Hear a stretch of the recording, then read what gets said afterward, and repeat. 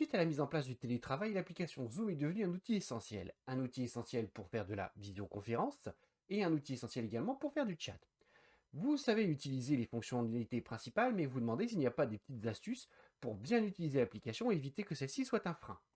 Je suis Jérémy et dans cette vidéo, on va voir ensemble les bonnes pratiques pour utiliser le chat Zoom.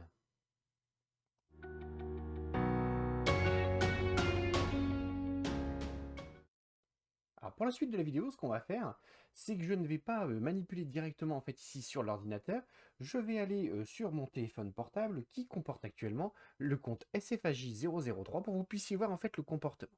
Ce que je vais faire, c'est que je vais commencer à discuter rapidement et à chacune de mes phrases, en fait, je vais appuyer sur le bouton envoyer ou, si vous préférez sur un ordinateur, sur la touche entrée. Je vais réduire la fenêtre et maintenant, donc sur mon téléphone portable, comment ça va? Moi ça va. Toi, voilà, vous voyez quand même que c'est assez agaçant ce qui se passe. Alors, qu'est-ce que ça signifie simplement? Donc, je vais ouvrir maintenant la fenêtre, on va peut-être s'arrêter un petit peu. Je vais ouvrir directement la fenêtre ici. Et vous voyez, en fait, ce qui se passe, c'est que à chaque fois, en fait, que j'ai terminé une phrase, j'ai appuyé sur le bouton entrée. Donc là, vous avez la personne, en fait, qui a reçu une, deux, trois, quatre alertes sur son ordinateur, tout simplement pour faire un texte de ce type-là. Est-ce qu'on pourrait pas faire autrement pour que la personne ne reçoive qu'une seule alerte? Alors, comment ça fonctionne sur un ordinateur? Eh bien, sur un ordinateur, il suffit simplement de faire par exemple comment ça va. Et là, au lieu d'appuyer sur la touche entrée, qui va déclencher directement un envoi sur l'ordinateur, puisque en fait, quand vous appuyez sur la touche entrée, c'est comme si vous cliquez ici sur cette touche qui se trouve là. Ce qu'on va faire, c'est qu'on va faire plutôt maj entrée, la touche majuscule, comme quand vous voulez écrire une majuscule, et vous appuyez sur la touche entrée. Ça va vous mettre sur la ligne en dessous. On pourra dire moi, ça va. Maj entrée à nouveau, et toi. Mage entrée à nouveau, coucou, voilà. Exactement la même chose, d'accord? Sauf que là, j'ai appuyé sur mage entrée à chaque fois pour un petit retour à la ligne dans mon message que je suis en train de faire. J'appuie ensuite sur la touche entrée. Et là, en fait, le compte SFAJ003 va recevoir une seule notification qui va lui montrer tout mon texte. Alors, vous allez me dire, bon, bah, c'est pas bien grave, le message est le même. Mais ce qu'il faut voir, donc là, vous voyez, j'ai reçu la notification sur mon portable, le message est le même. Oui et non, parce que là, en fait, vous avez la personne qui a été, en fait, qui a reçu 4 notifications, donc 4 sons qu'on a entendus au début de la vidéo, tandis que là, en fait, il va recevoir une seule notification.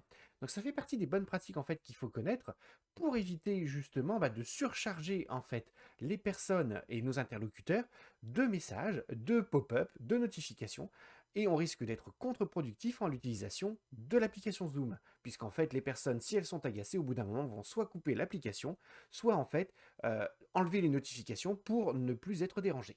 Donc une bonne pratique à prendre pour pouvoir en fait bien utiliser tous ensemble l'application Zoom. Alors, une autre bonne pratique en fait à laquelle il faut faire attention, donc là j'ai migré un petit peu, on est sur un canal, mais sachez que ça fonctionne également pour une conversation à 3 ou alors une conversation de 1 à 1, de conversation à 2. Vous avez ici un exemple concret, là ici vous avez le compte SFAJ003 qui nous a posé 3 questions. Que pensez-vous du sujet A, du sujet B et du sujet C? Donc moi, ce que je vais faire, c'est que je vais répondre ce qu'on fait normalement, c'est qu'on va ici et on va dire on va dire je suis d'accord, il faut en parler et je ne sais pas. Comme on répondrait de façon classique, hein, de toute façon. Mais là, le souci, c'est que dans une discussion, j'ai répondu, on est d'accord, j'ai répondu 3 fois. Mais ma réponse, je suis d'accord, elle correspond au sujet A, au B ou au C? À quel sujet correspond en fait le texte il faut en parler? Bah là, on se retrouve en fait un petit peu coincé, puisque, donc là, bien entendu, c'est une démonstration, hein, donc c'est quelque chose d'assez flagrant. Mais imaginez que vous êtes dans un canal où vous êtes une quinzaine de personnes, ça commence à être compliqué à savoir en fait sur quel sujet vous répondez et sur quelle conversation vous mettez en route. Donc il faut bien comprendre que ça fonctionne pareil, hein, de toute façon, que ce soit pour un canal ou pour une discussion. Quand vous répondez en fait à une interrogation de quelqu'un, je vous conseille fortement en fait de répondre et pas de juste envoyer un message au canal. Comment fait-on pour répondre? Alors c'est très simple. Il suffit en fait, quand vous regardez de plus près, quand vous mettez, vous voyez, votre souris sur la conversation, sur le message qui a été envoyé, vous voyez que sur le côté, vous avez des petites icônes ici qui apparaissent là. Eh bien, c'est ces petites icônes qui vont vous permettre de répondre. La première, ici, vous allez répondre grâce à un texte, comme si vous écriviez dans la zone « Envoyer un message », d'accord? Là, ici, vous allez, juste à côté, la petite icône, vous allez directement répondre avec un emoji pour vous donner une émotion, par exemple, pour dire si vous êtes d'accord ou pas. Plutôt que de mettre un texte, c'est quand même un petit peu plus sympa. On va tester ensemble toutes ces fonctions. Alors, on va dire que par exemple, pour le sujet A, je voudrais répondre que je suis d'accord.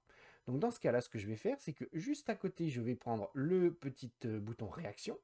Vous remarquerez qu'il me propose des réactions typiques, puisqu'en fait, il détecte bien qu'il y a une question. Ou alors, je peux aller sur les trois petits points pour avoir le menu qui va me donner les emojis et les gifs, exactement pareil que le petit menu qui est ici en bas, hein. Donc je vais dessus, hop, et je vais dire que je suis d'accord. Et vous voyez qu'en dessous, j'ai une réponse qui se fait. Donc on voit ici mon petit commentaire, et on voit que c'est moi qui fais le commentaire quand on passe la souris dessus. Vous remarquerez qu'il y a un petit compteur qui se met, ce qui signifie qu'en fait que si vous avez plusieurs personnes dans la conversation ou dans le canal qui utilisent le même emoji, le compteur va s'incrémenter. Si l'autre personne qui est dans le canal utilise le même emoji, le chiffre va donc passer à 2. Et vous remarquerez que je peux aussi rechanger ici, je peux rajouter un nouvel emoji pour signifier plusieurs émotions différentes. Maintenant, que pensez-vous sur le sujet B? Donc là, j'ai dit pour le sujet A que j'étais d'accord. Pour le sujet B, je décide qu'il faut en parler. Et bien dans ce cas-là, ce que je vais faire, c'est que je vais plutôt prendre cette fois-ci la réponse. Vous remarquerez que j'ai une fenêtre qui correspond à peu près à ce qu'on trouve ici en bas pour un message, mais là je ne fais pas un message, je fais une réponse, et là je vais dire, je pense qu'il faut en parler. Voilà. Vous avez accès exactement aux mêmes options, vous remarquerez, je peux faire une capture d'écran, je peux envoyer un fichier, je peux enregistrer un son, ou je peux même directement remettre ici un emoji. Là, j'ai décidé donc de mettre qu'il faut en parler. J'appuie sur le bouton, avant d'appuyer sur le bouton entrée pour envoyer mon message, je vais faire un mage entrée, et je vais, il faut faire une visio. Là maintenant j'ai terminé mon message, j'appuie sur le bouton entrée et vous remarquerez à ce moment-là que j'ai ma réponse qui se met ici en dessous.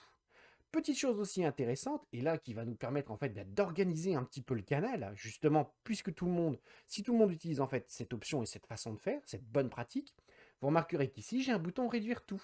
Si je clique ici dessus, vous voyez que les réponses sont réduites et que le flux est quand même un peu plus propre. Donc ce qui fait que quand on va passer à d'autres questions, on aura moins de problèmes et surtout vous allez avoir la discussion dans le canal sur un certain sujet, tout est regroupé au même endroit. Dernière chose que l'on peut faire aussi également, vous voyez qu'ici il y a ici trois petits points, on va voir ensemble. Donc là ici vous pouvez donc partager un message, copier, citer, etc. Mais principalement, il faut bien entendu utiliser, donc ça fera le sujet d'une autre vidéo, hein, pour qu'on puisse voir un petit peu tout ce qu'il y a dedans. Mais vous voyez ici donc, que je vais plutôt donc, utiliser la réponse ou l'emoji, bah ici celui-ci, je suis d'accord. Voilà. Donc, on vient de voir ensemble dans cette vidéo ce qu'on pouvait faire pour clarifier en fait les discussions qui ont lieu dans les canaux. Sachez aussi que ça fonctionne également bien entendu pour les conversations à trois, donc les conversations à plusieurs, mais ça fonctionne aussi également sur les conversations avec une seule personne, donc une communication entre deux personnes. Je vous conseille de prendre le pli d'utiliser cette fonction et cette façon de faire, pour la bonne et simple raison que ça va vous permettre comme ça de pouvoir discuter facilement avec les personnes et surtout que le flux soit intéressant. Donc, je vous rappelle les deux bonnes pratiques. La première, c'est d'utiliser le système de réponse, celle qu'on vient de voir actuellement. L'autre pratique qui peut être intéressante aussi également, c'est de ne pas oublier, comme on l'a vu ici dans le message, hop, dans la réponse que j'ai fait ici, de ne pas oublier d'utiliser le retour à la ligne pour éviter d'avoir plusieurs messages les uns en dessous des autres, mais bien un seul message groupé.